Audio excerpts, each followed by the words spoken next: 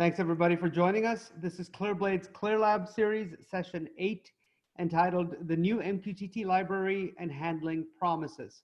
My name is Akash Sharma. I'm an IoT solutions engineer with ClearBlade. We're a company that helps developers build IoT solutions. Through this session, you'll see we will cover several tasks that at first glance will seem disconnected. But there is one overarching theme that unifies most of them, and that is the handling of promises. Now, if you're not familiar with promises in the context of JavaScript, then unfortunately, this session is not going to substitute for a full course on promises by any means. But hopefully what we will do in this session is to show you how promises are used within the ClearBlade environment, and also show you how you can write some effective code using promises. There are some very good resources online that explain in a very clear way what promises are, and I encourage you to look for them. Now, as the title of this session suggests, since the beginning of the seminar, we have introduced a new library for MQTT communications. This library, called the Mqtt Library, is different from the ClearBlade.messaging functions that were available through the ClearBlade library. And we encourage you to use this new library going forward as far as subscribing to and publishing to MQTT topics go. Now, to introduce that library, we're going to take as one of our first tasks to modify, or rather create a modified version of our logTemperatures stream service using this new library. Now, another task we're going to take on is to add a function to our convertTemperature library.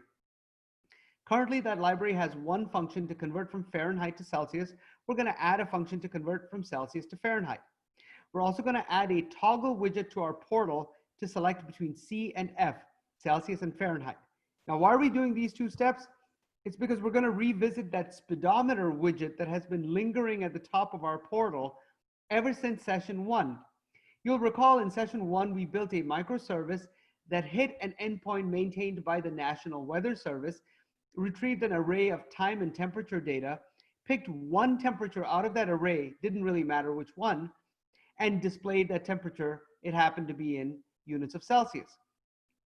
We're going to modify both the widget and that microservice to allow us to display that same temperature, but either in Celsius or Fahrenheit, depending on the setting of that new toggle widget we're going to create. Now, how is this related to the Mqtt library? Well, they both involve the handling of promises, as I said, would be an overarching theme. So by the end of this session, we will have created a new stream service. We will have modified our getTemperature microservice, the one we built in session 1, slightly. We will have added a function to our convertTemperature library. We would have modified the data parser for our speedometer widget. And we will have created a new widget, a toggle widget, and we will have modified its event parser to suit our purposes. And in fact, we're also going to give you a modified version of the Python temperature adapter. 6 pieces of code we're going to work on. So to help you along, we're going to provide completed copies of all 6 pieces of code as support files attached to this video. So please look for those. With that said, let's get started. Log into platform.clearblade.com. And as I always say, if your system has been built all the way through to the end of session 7, the last session, then you're welcome to continue using that. If you've built it, but you haven't followed all the instructions through the end of 7, then maybe take your existing system, rename it to temperature monitor _ in progress. And for today, use as the starting point the completed system, as it would have been at the end of session 7, provided as a zip file attached to this video. So I'm going to use that. Add system, file, browse to the zip, let it upload. As always, you don't have to extract anything. And once it's uploaded, you'll have the system as it was at the end of session 7.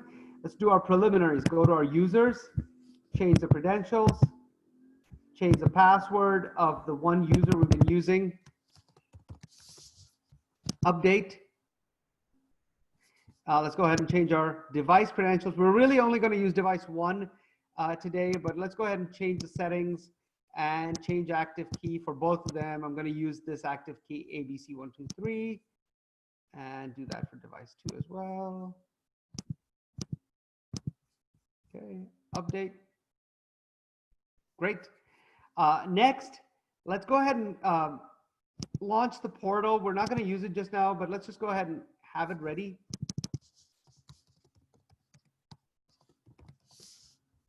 Okay. And once the portal is up, you might see that some errors will pop up at the bottom. Don't worry, that's just because the data that is needed to populate the line chart widget is not available yet. The data is empty. So once we have actual data flowing, this error will go away. Okay, so let's go ahead and make our new version of our stream service. So I want you to go to code, add code, stream service, log temperatures MQTT. I want you to use this same name, log temperatures MQTT, camel case, so that you can copy and paste the completed code that we have provided. Authenticated can run it, add permissions. The libraries that are dependencies of this are log, ClearBlade, and if you scroll down, you'll find the MQTT library. That's very important. And in addition, we're going to use the libraries we built, config and convert temperature. Click done, Control S to save. Now, let me tell you what makes this a stream service and not a microservice. At the core, what's different between those two is if you go to the advanced tab and you look for execution timeout, if the execution timeout is never, it is a stream service. It's supposed to stay alive as long as there's no errors and keep running. That's a stream service. If you have a finite timeout, that is a microservice. Okay, so let's find the completed code, log temperatures mqtt.js attached to your video. Control A to copy all, Control C, or to select all rather, Control C to copy, Control A, Control V, and Control S to save. And now let's look at what is different between the old and new stream services. So here's the old one. Here's the new one. And other than some organizational differences, there are some big functional differences, and that's what I want to point out. First one is right here. The old one created a messaging object using this ClearBlade.messaging constructor function that's available through the ClearBlade library. The new one creates a client object using this new keyword and the mqtt.client class, I think of it as, that comes from the MQTT library. And I'm going to click right here to open up the GitHub documentation page so that we can look at this as we continue our discussion. Okay. The next big functional change is within the callback for the get all devices for system function call. This function is what returned device information for all the devices in our system. And that function takes as a parameter this callback right here. And that callback has within it, in the old version of our stream service, this call that invokes the subscribe method of the messaging object. And that method takes as one parameter the topic to subscribe to. And the other parameter is this wait loop. The wait loop, it's a callback. The wait loop callback has within it this while true, this endless loop. And it has within it this call to messaging.waitForMessage. That is a blocking call. In other words, I should also mention this function runs synchronously. So we get here and execution stops until a message actually shows up on one of these several topics that we have subscribed to. When a message shows up, we continue and essentially call process message, which is defined down here. So this is a blocking call to a blocking call to a synchronous function, and those kinds of operations are kind of an unnatural fit for JavaScript. JavaScript really lends itself to having functions call other functions where the call called functions can run asynchronously, and the called functions return what are called promises that the callers can hold on to until the promises are settled, which means either resolved or rejected. And at that point, the caller gets some data. Very different from what we have here. Well, that's one of the benefits that the new Mqtt library gives us. It lets us actually operate in that fashion where we have a called function that runs asynchronously, returns a promise, and then the caller can hold on to that promise. And you'll see that when you look at this function client_subscribe, and also this function client_publish, which are wrapper functions that I created that are defined down here. And for example, this client_subscribe wraps some code that essentially I got right from this GitHub documentation. So my client subscribe code is essentially right here. Let's look at what that does. The first thing we do is we define an on message. What is this on message? It is an event handler. It's a function that does nothing until an event occurs. When the event occurs, it executes and then gets done. What is the event? The event is that a message showed up on this topic. What is subtopic? If I scroll all the way to the top, you'll see that subtopic is the topic subscribed to, which I believe is the same as we had in the old stream service right here. Okay, so when a message shows up on the subscribed topic, then this on message executes, and if no message shows up, it doesn't. It's an event handler. Now, when you look, you'll see that there are no while loops. There are no blocking calls to synchronous functions, just this on message. Now, where's this on message used? Well, look here. We have an invocation to the subscribe method of the client object, and we pass it the subscription topic and the on message also as a parameter. Well, great. That seems fairly simple. Now look over here. We have a call to the catch method of something. This should indicate to you that whatever this portion of code returns is a promise. And here we're invoking the catch method of the promise. What does that mean? Well, recall that I mentioned that a promise can be either pending or settled. Pending means that the work that the function that returned the promise to you in the first place, that function is not done with its work. The promise is pending. When the function completes its work, then the promise will be settled. Settled either means that the promise was resolved, completed successfully, or the promise was rejected for whatever reason the promise could not be fulfilled. This is saying if the promise was rejected, this portion of code is saying if the promise was rejected, then please call this callback and pass in the reason for rejection into this callback function.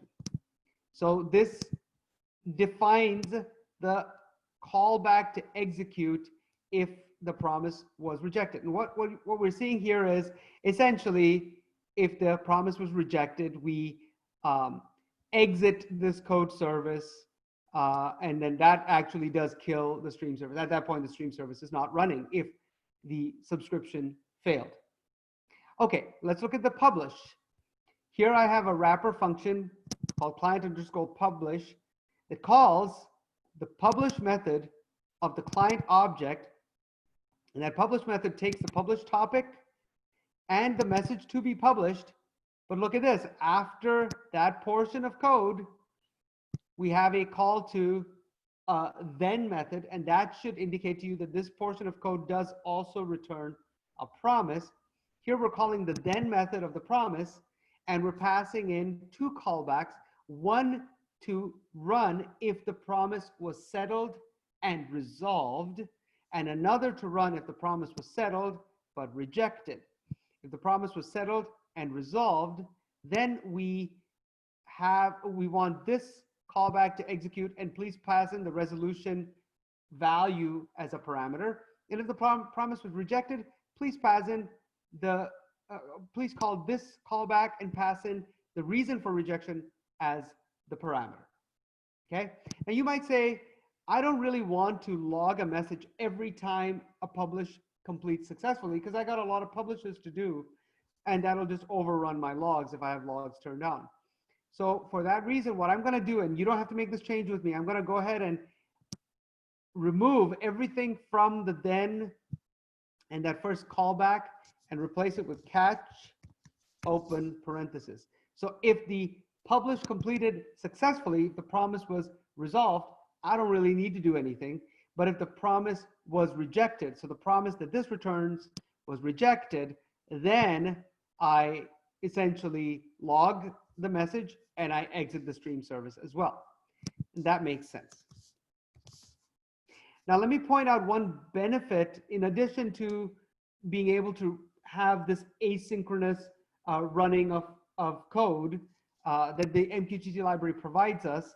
The additional benefit is you can have a code service be an MQTT client to the broker that's within the same system or to any external broker. You'll see that you can pass to this mqtt.client constructor some options that let it connect to a broker that's either in another ClearBlade system, or it could be a non-ClearBlade MQTT broker, for example, a Mosquito broker. So that's another big benefit.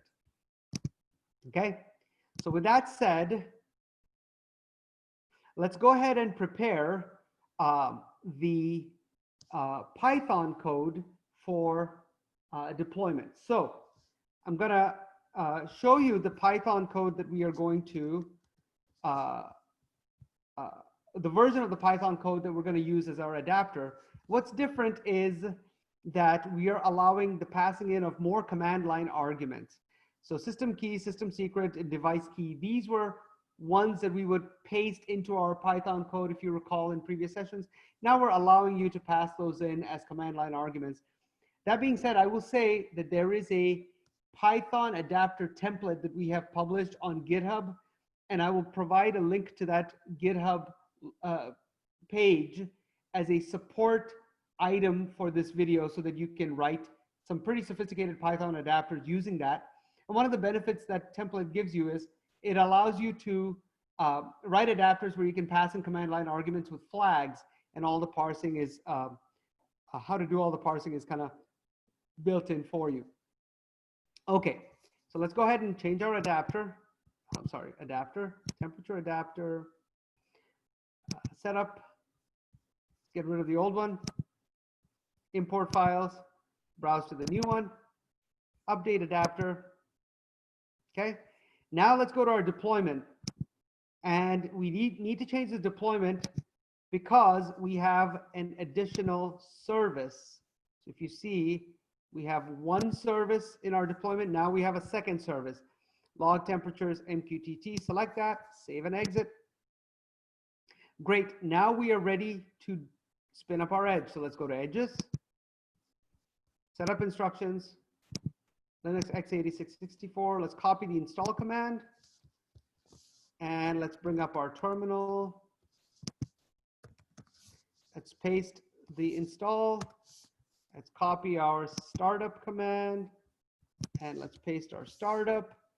And when some ClearBlade ASCII art shows up, now we know that this edge is up and running. Let's log into the edge. Okay, log in. Okay, let's go into services. Our old log temperatures should not be running, and it is not.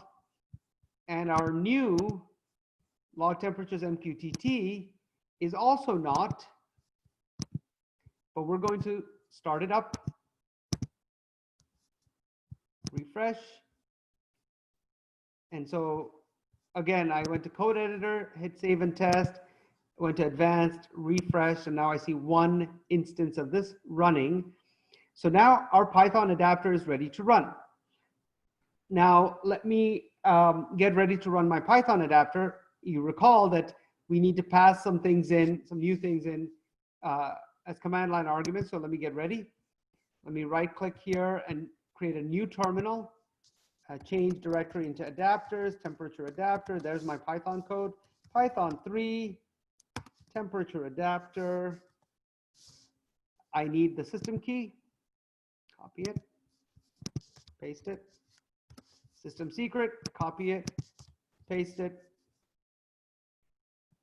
Next, I need the device number, which is 1. This is the device that we are assuming is sending us temperatures in Fahrenheit. Next, I need the device key, which happens to be ABC123.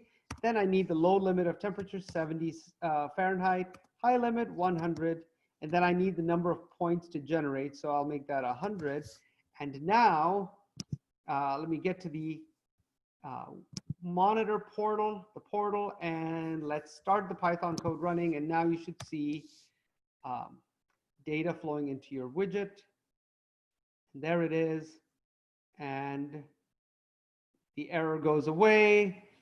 And hopefully at this point, you're feeling confident that the new stream service that uses the new Mqtt library does what it's supposed to and can replace the old stream service. So at this point, I'm going to go ahead and stop my Python code running.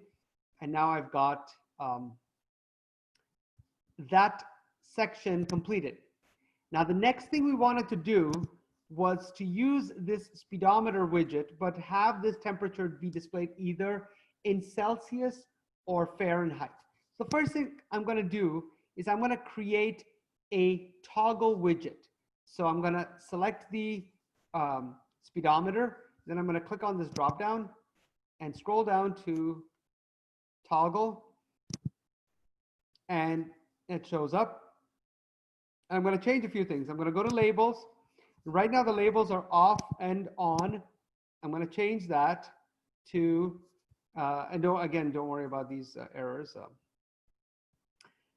The off, I'm going to change that to Celsius, C, and on, I'm going to change it to Fahrenheit. Keep saving. And now, let's look at the event parser. The event parser is the code that executes when I generate an event. The event is going to be me clicking on this button. Apparently, the event data is being, or the target of the event is this data source, plot data. I don't want that. I want a new data source. So I'm going to go click here to add a new data source. We're going to create a local variable, and we're going to call it chosen unit. Apply. Okay. Chosen unit is going to be the event target. Let's go and edit. Now you see that as I generate events, apparently what we're returning now to the local variable is the ctx.widget. Let's see what that is. I'm going to put a console.log in here and type in ctx.widget. And I'm going to display the developer tools in my browser. With Chrome, you can type Control-Shift-I. That might actually be the same for both Firefox and Microsoft Edge. And now let's see what ctx.widget is. Watch on the right.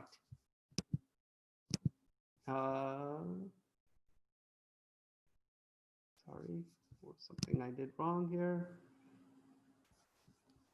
Apply, save. There we go. So it's just the value, the Boolean value of this. This doesn't say F and C. I wish this showed me F and C.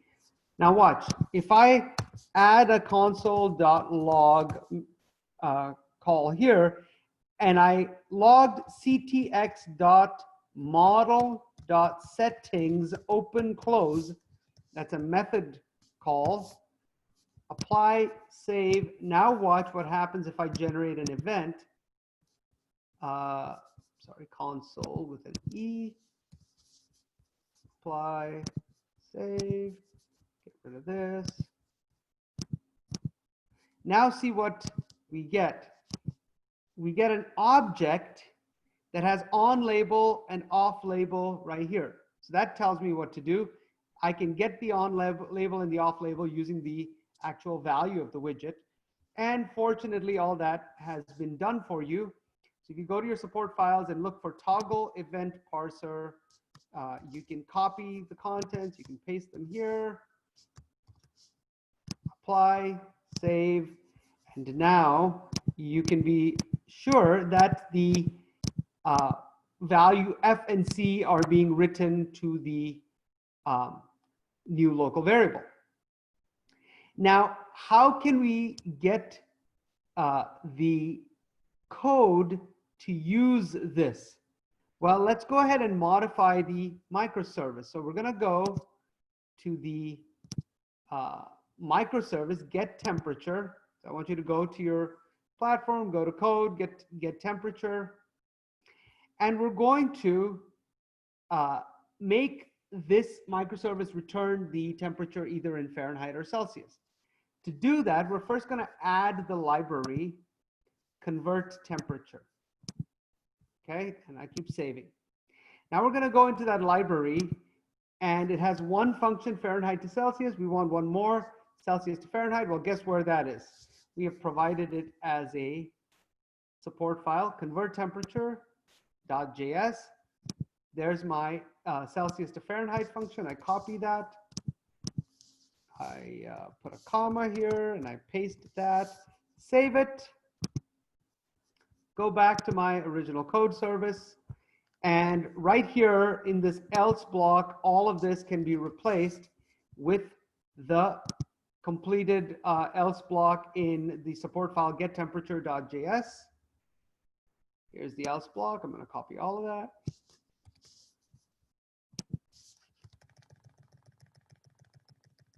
And here I've been extracting element number 1 from the array that's returned from the endpoint, but I believe in my replacement code I've been pulling out element number 0. It doesn't really matter. We just wanted 1 from that array. So what this else block does is it says if the chosen unit is Fahrenheit, then we take the original temperature we get back from the endpoint, which is in Celsius, and we convert it from Celsius to Fahrenheit using this library. Well, the question is, how do we know what chosen unit is? Well, we're going to get it through our parameters that come into this code service when it is called.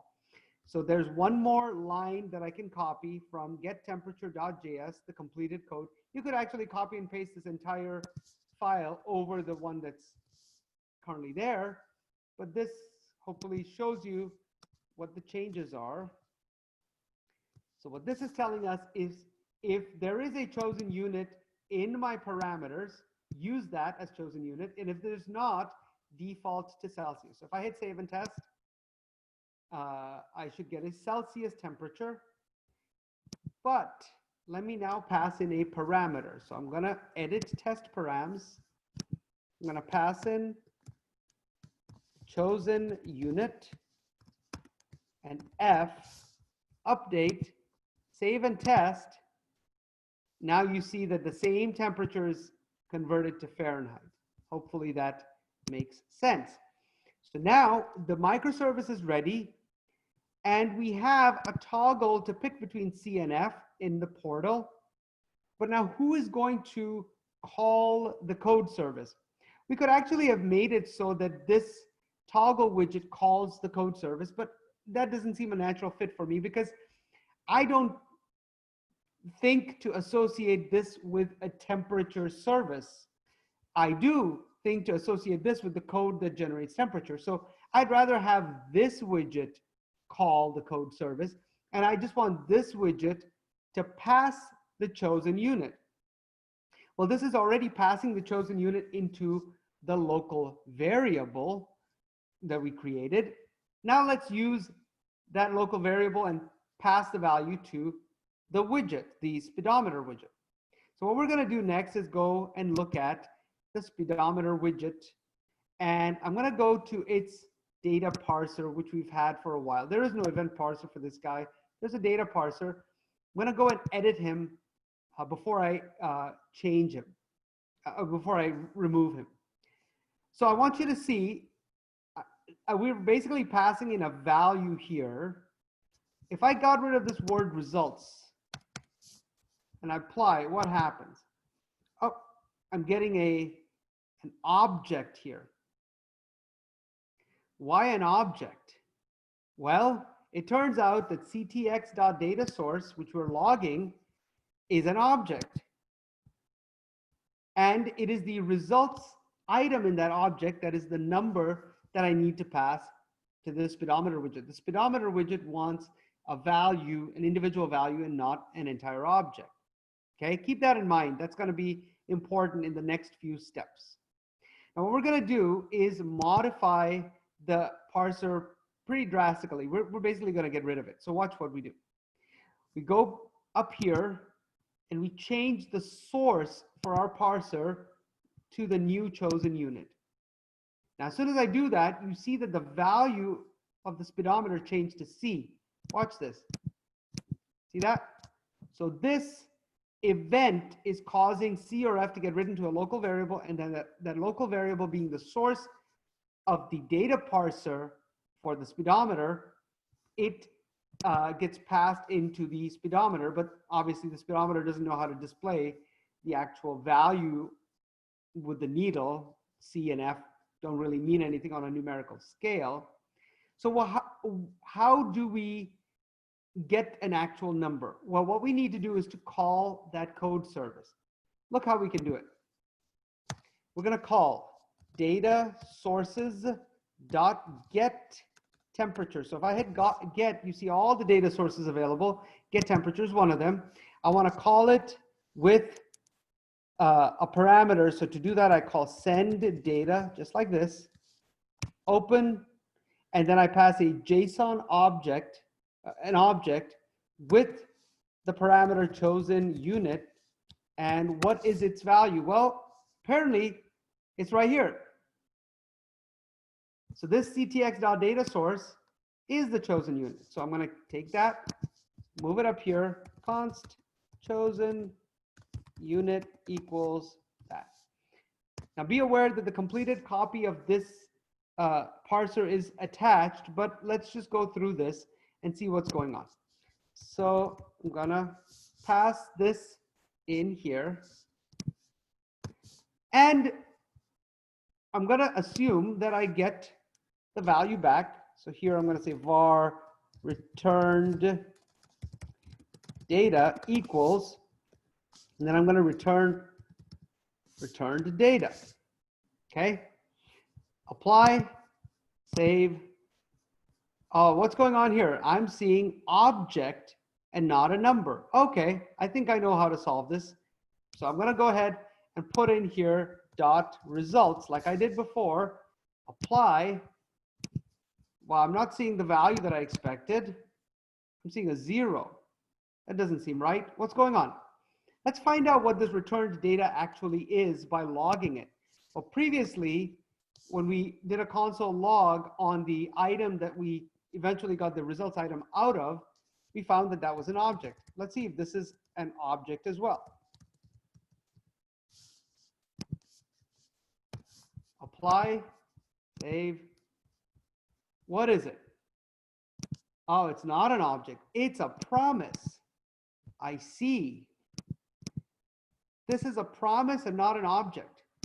So it turns out if we pass a promise to this guy, he has something within him that invokes the then method of the promise and passes in a handler to handle the state that the promise was resolved, except that handler that this guy is passing in is not built to extract the results item. It's basically receiving the entire object that is the resolution of the promise. Well, how do we help this widget so that he gets an actual number? So what we can do is we can pass it a promise that actually returns a number. So let's do that right now. We're going to create a promise, new promise, excuse me, and it's going to have its settlement code resolve, comma, reject. And it is a function that does what? Well, our promise will make sure it gives the widget a number, but it will call the code service. I'm going to call all this, put it in here, and invoke the then method of this promise that we're no longer going to pass straight to the widget. Then, now let's pass in the handler that we want, that our promise wants, when this promise is resolved. It's going to be something like this.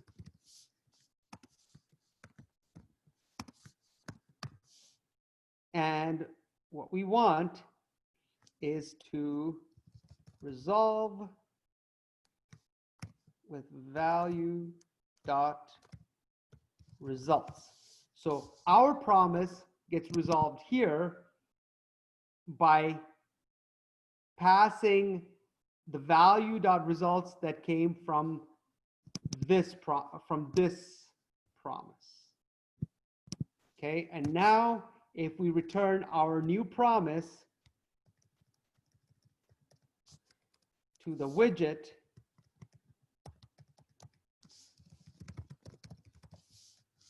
then it will get what it needs. Now watch this. Okay. So hopefully that gave you some knowledge of how promises are used within the ClearLab environment. We saw two very different uses of promises, but using some of the same concepts, one within the portal, one with the Mqtt library. Hopefully that helped. If you haven't had a chance to do so, please do follow all the instructions and build this yourself. If you haven't seen the other videos, I encourage you to do that as well. And I look forward to seeing you at the next session. Thank you very much.